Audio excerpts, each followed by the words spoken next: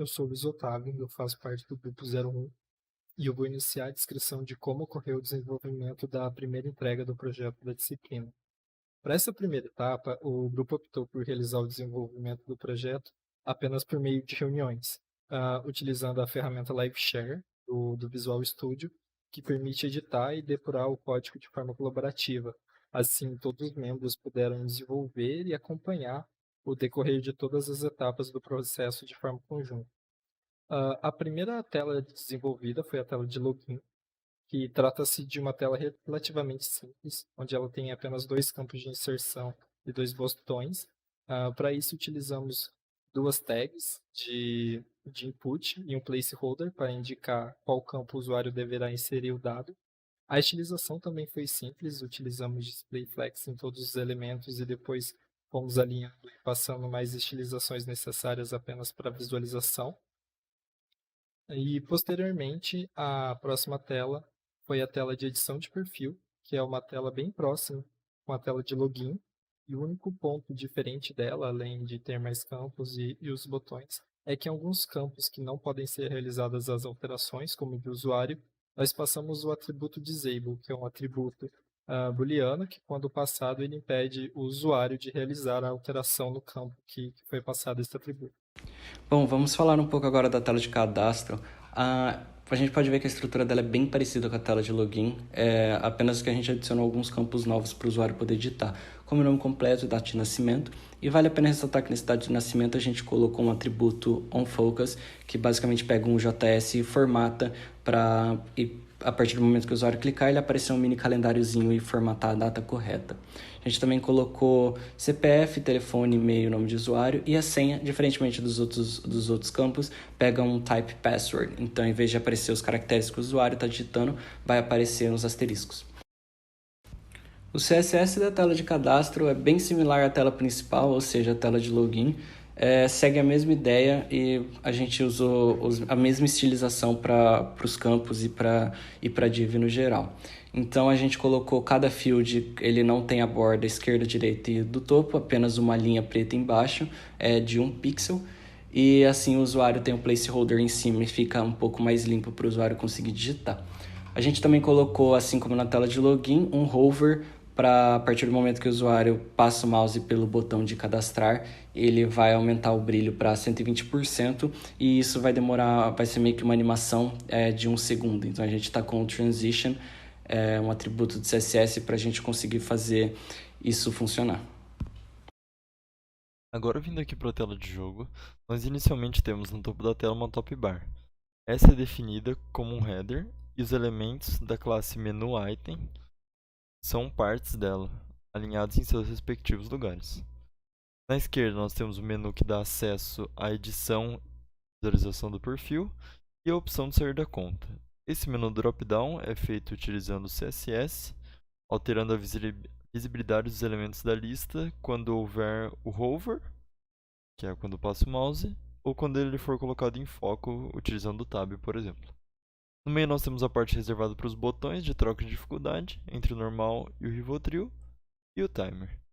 Já na direita nós temos o botão de cheat, que revela as bombas temporariamente, e um botão para ter acesso ao menu de configurações, que é um pop-up também implementado em CSS. Ele contém dois sliders para ajustar o tamanho tanto do grid, que é o tamanho do jogo, tanto quanto o número de bombas que é possível aplicar, e ele é implementado no código sobrepondo a tela principal, mas ficando visível apenas quando for colocado em foco usando a tag target.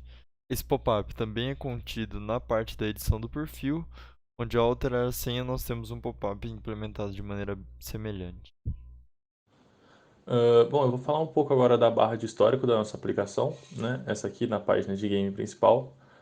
Quanto ao HTML e CSS, ela basicamente vai comportar outras duas divs e a gente vai passar para ela um position absolute, onde a gente vai passar também o top e o left para determinar a posição dela.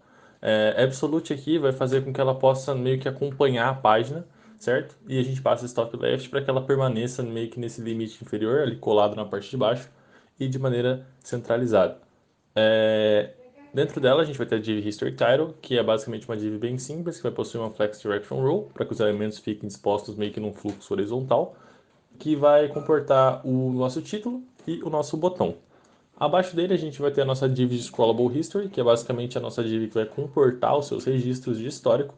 E é importante a gente mencionar que ela vai possuir um overflow y de scroll, que vai basicamente definir, né, é uma linha de CSS que define como que esse bloco, essa scrollable history, vai se performar, né, como que ela vai se comportar quando os elementos passarem do limite definido, nesse caso vertical, porque é o overflow y.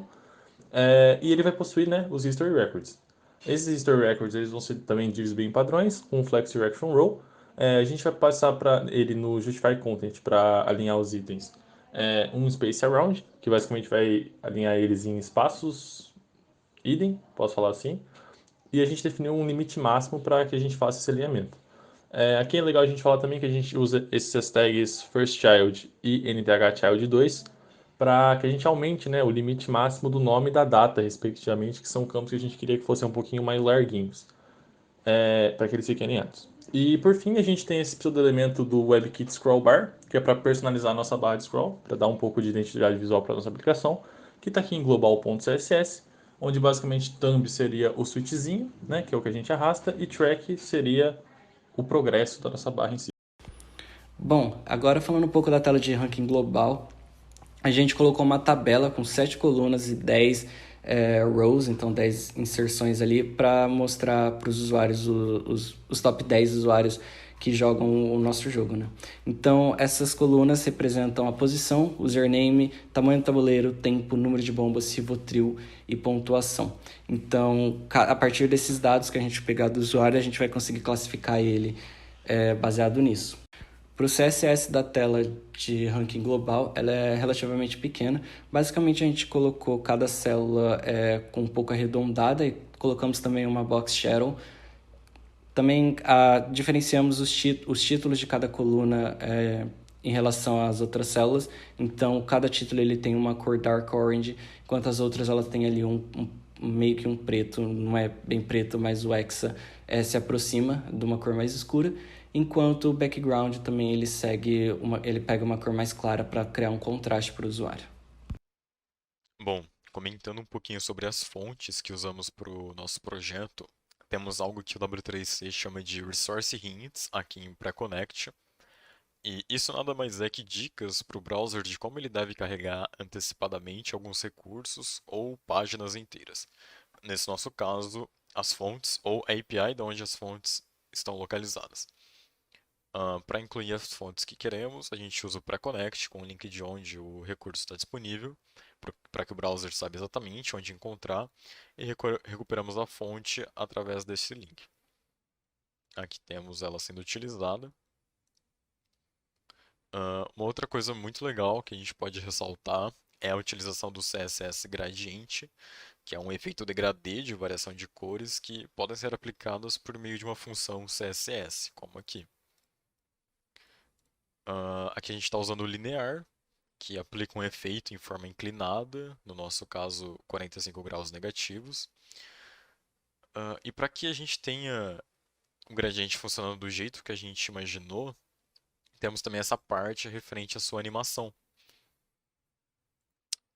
Basicamente, aqui a gente passa o nome da animação, o tempo que ela dura. Easy especifica que a animação deve começar lenta, depois fica um pouco mais rápida e por fim desacelera novamente.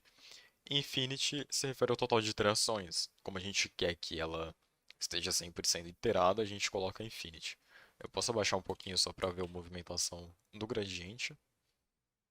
Basicamente é aqui na tela de jogo, esse gradiente cada 60 segundos fica trocando. E uma última coisa que eu gostaria de comentar é sobre a Box Shadow.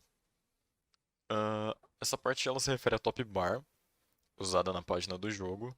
E basicamente a Box Shadow é uma propriedade utilizada para adicionar efeitos de sombra em volta de um elemento.